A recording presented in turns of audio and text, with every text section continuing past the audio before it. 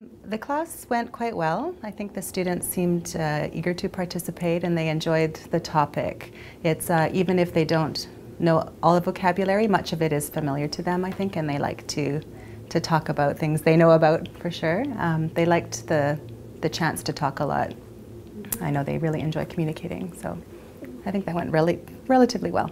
I would do something differently, yeah, with the Find Someone Who, the mixer activity, the second activity, I would model a little bit more thoroughly. I think some students didn't quite understand that when the sentence was positive or when the sentence was negative that they would be listening for different answers. So a couple of them, the lower students got, I think, a little confused about that. So next time I would spend more time modeling and choosing students to model with before we began the activity. I'll follow up today's lesson with lots of review, probably with different pictures. There is the danger that they memorize the word to go with that particular picture, so I would use different pictures or perhaps just draw them on the board or do it in some different way to make sure they understand the actual concept. I'll personalize. So today they did talk a little bit about the types of weather that they enjoyed or didn't enjoy. Tomorrow we'll talk about weather from their country or from their own city, so they'll be able to talk about that background experience. From there we'll probably expand to talk about weather across Canada, just to bring a little Canadian stuff into it. And we'll do some reading and writing activities as well. With level 1, I think the activities that work best are ones that, first of all, certainly where they can practice talking. They really want to do it even though it may be difficult for them or they have limited vocabulary. They do have to get used to the idea. Many of them do come from countries where the teacher stands at the front and she talks and they listen and they write and that's it. So once you've had a class, I think for a few days or a few weeks, they get used to that idea, and once they do, they just love it.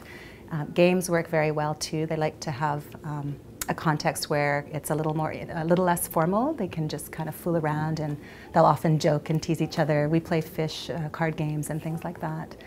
Mixing is good. They do like to get up and walk around and have a chance to talk to each other, so that works quite well. The challenges for the teacher of teaching a level 1 class is, first of all, instructions. I would say having them understand or being able to be clear enough, specific enough in the teacher's instructions that they understand what to do and what's expected.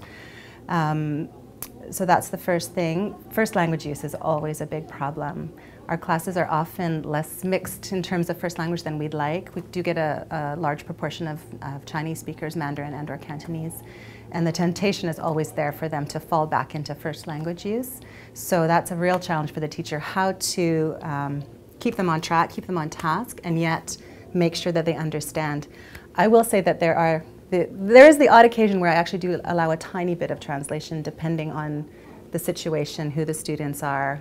You have to know the students, of course, and what they can and can't do or when that might be appropriate.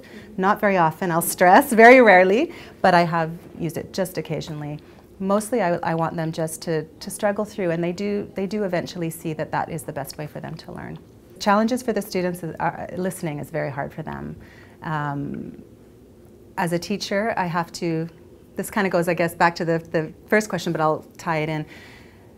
I forget sometimes and talk very quickly. That's my natural way of speaking, and I know that sometimes the students do throw their hands up in the air and say, we can't understand you, we can't, Where it becomes a real problem is many of them are convinced that they can't listen. And so the barrier for them there is not even that they can't do it, but that they believe they can't do it. So a challenge for them and me is to make sure we break through that barrier and say, yeah, sometimes it's hard, you're not going to understand every word, but if you get the main idea, get the gist, that's often enough. So that's a big challenge for both teachers and students, I would say. Literacy can be a problem with lower levels. Yeah, we have mixed classes. There are immigrants and refugees, and often, people are not literate in their first language, and so, the students that I have here are not technically literacy students, but it's still a big challenge for them to struggle through reading and writing and trying to keep up with, say, higher students.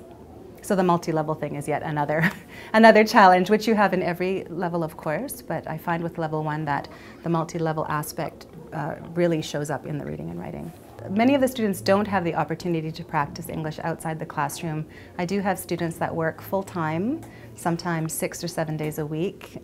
working with people that do speak their own first language, or working in isolation. For example, I have a couple of students that are cleaners, and so after school they go to work and they're alone the whole day. So that's part of it. Some of them are very new immigrants as well, so they haven't established relationships outside of their home or the classroom here. So it's a little more difficult for them. And again, confidence and just the ability to communicate is challenging for many of them, and they feel shy. They don't, you know, they're not, some of them just aren't quite ready to go out and communicate in English. But I find that generally the longer they stay here, the more confident they are, at least doing very basic things like shopping and that sort of stuff. For level 1, the resources are largely homemade. I make a great majority of the things I use in the classroom. I do use some textbooks, but even with those textbooks I'll often alter, cut and paste. I have to be aware of who these particular students are at this particular time, what are their backgrounds, what do they need.